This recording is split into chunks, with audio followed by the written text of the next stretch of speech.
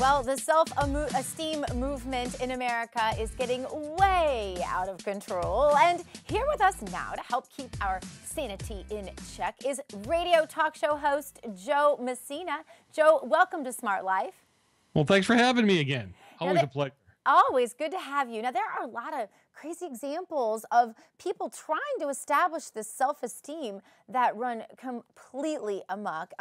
First is, do you say Kylie or Kyle Richards? I'm sorry, I need to watch more reality TV to know. Do you even know what her name actually is? No, you know what? I don't watch any TV. Can you imagine?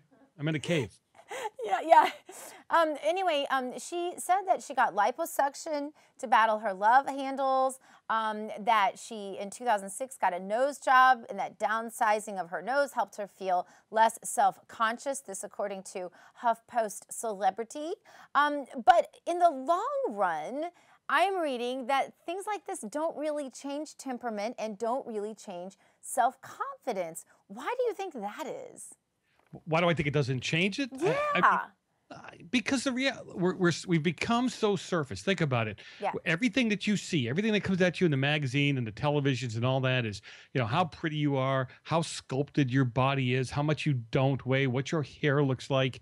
When you've got that coming at you 24/7, you get this surface thought process of what real value is, right? Isn't that what self-esteem is all about? Having value in yourself? Yeah, and just a lot like, the research, the data now is just piling up saying that if you give false compliments and you get a lot of compliments that you know are false or based on things about you that you perceive as false, your self-confidence actually lowers. So that makes me think psychologically the same thing might be going on with plastic surgery. If you're getting compliments on your missing love handles, for example, you might think, well, but that's not really me, so, or her nose or whatever, so it might turn that any compliments she got before, she maybe felt more authentically, like they were more authentically given. And now when she gets a compliment that she's prettier, she has a great nose, she might feel like that's kind of false, and it might actually, in turn, lower her self-confidence. Now I want to say this.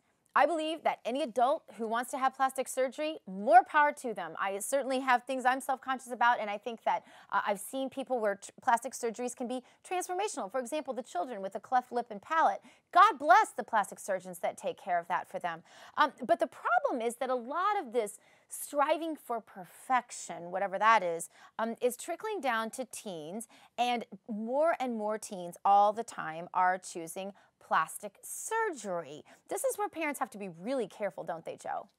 Well, I sent you a story about a young lady who got the ultimate Christmas gift. She got a new set of boobs because she was feeling bad about herself, and daddy and mommy decided to help her out by giving her a new set of boobs. You know what?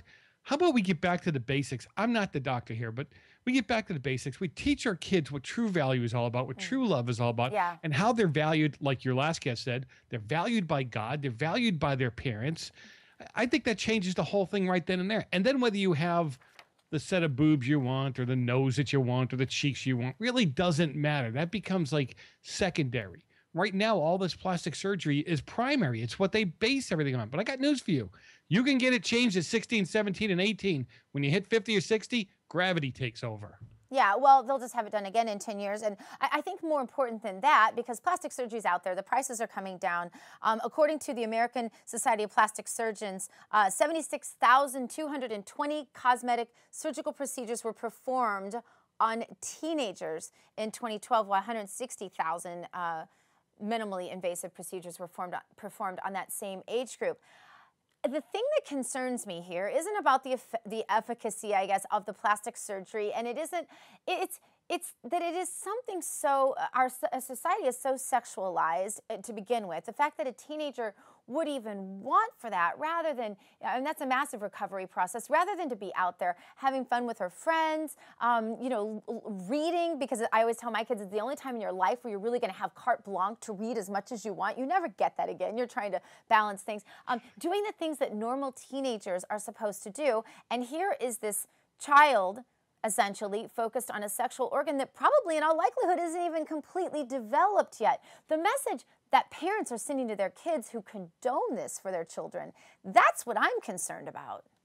We're afraid to say wait anymore. We're Yeah. afraid to tell our kids what they're worth. And look, just hang loose. Let's see how things develop, if you would, And again, but I agree with something you said. Where are we putting the emphasis on value? What are we telling our kids? I mean, we're telling them it's very important how they look, not even the cleanliness part, not any of that, but how you're shaped. Look, I just think we put too much emphasis on the outside looks. You see it in the movies, you see it on television, you see it on magazines. That is not reality. That's not really who you are. How you look at 16 and 17 is not how you're going to look at 30, 40, and 50. Mm-hmm. And among high school students, 44% of girls and 15% of guys are attempting to lose weight.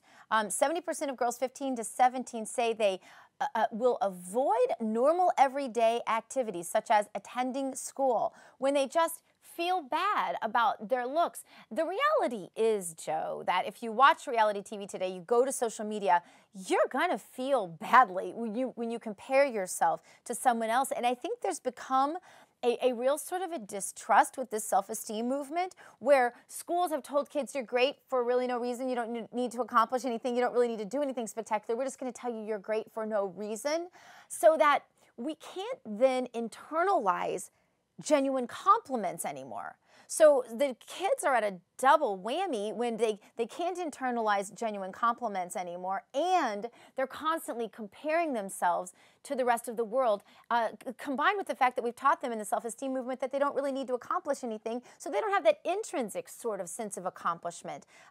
As a result, I think we're destroying this generation. What can we do about it? Well, how about this? How about we tell your kids the truth? It really starts off that way. Yeah, really, Joe. I mean, I'm going to tell my kid, hey, you're a little squatty and dumpy, and I mean, really, you're going to do that? Listen, my oldest daughter, I know she doesn't listen to my show, so it'll work. She said the best thing I ever told her was that she was overweight. The kids were making fun of her, and she was just melting down. And I said, honey, are you a little overweight? And she said, yes. I said, then do something about it, and don't let them get that rise out of you. Start to do something. And you know what? When she stopped responding to them, they stopped teasing her. Yeah. And then she was able to get it out of her head and start working on her weight. That's a great point, Joe, and something that is so critical. It's not really so much about what we say if we're honest and genuine and we choose our words carefully. With love. But it's about coming alongside of her, as you did, and saying, hey, are you? Do you feel like you're overweight? Well, if you are, let's team together and let's fix this for you. Let me help you. And that's the way parents need to go. But I think parents in their hurry and frankly, their depending on other people to raise their children and do their dirty work for them anymore has resulted in a laziness in parenting that has left parents sort of not knowing what to say when their child says, I feel like I'm fat. Yeah, you've got to be honest with your kids and open with them. And again, it's like you say, it's not the message, it's how you deliver it. I was pretty, as you know, my personality, I was pretty straightforward with all my kids. It was never in their face, but you'd sat with them and said, is this going on in your life? Is this really true about you? Then how do we work together to change this? What tools can I give you to help you become better at this? And when it comes to all the plastic surgery stuff, my fear is this: you put such an emphasis on looks that you forget everything else. You forget the integrity part. You forget the part about being a caring and loving person. Yeah. When your emphasis is all about how your nose looks. And then what's going to happen to these kids when they get into their 60s, 70s, 80s, and they can't depend on all of the perfect plastic surgeries they have had their whole life anymore? If they haven't personally developed themselves, if they haven't become the kind of person that can go accomplish something and get that sense of intrinsic value out of it, they're really going to have a dismal adulthood. I think parents need to think about that. Worse, 20% of teens will experience depression before they reach adulthood, and teen girls who have a negative view of themselves are 4 times more likely to take part in activities with boys that they learn to later regret. Joe, parting tip for people dealing with their children on these issues. Look, I spent 10 years on a group called the Youth Project, where they dealt with young ladies, young men that were having problems with all kinds of quote unquote self-esteem, home issues and that kind of thing. My bottom line with it is this.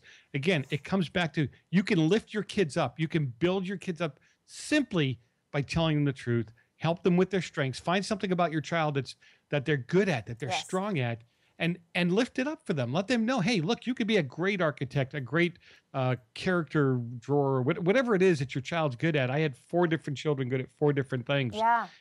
and they'll grow into it. Honest to God, they'll grow into it. They won't, they'll grow into their nose, they'll grow into their body, they'll grow into their talents as well. And they'll be better for it because, as we've repeated in this show, success, you can't feel it unless you have some failures, some challenges along the way. Oh, yes. Thanks Yeah. so much for being on the show. Joe, tell us where we can find you and your show. Hop on therealside.com. That's therealside.com, where you can find out the stations and the times and the ways you can get the show. Like horse manure on a ranch. I'm all over the place. You'll find me. All right, awesome. Thank you so much. Joe Messina, everybody from therealside.com.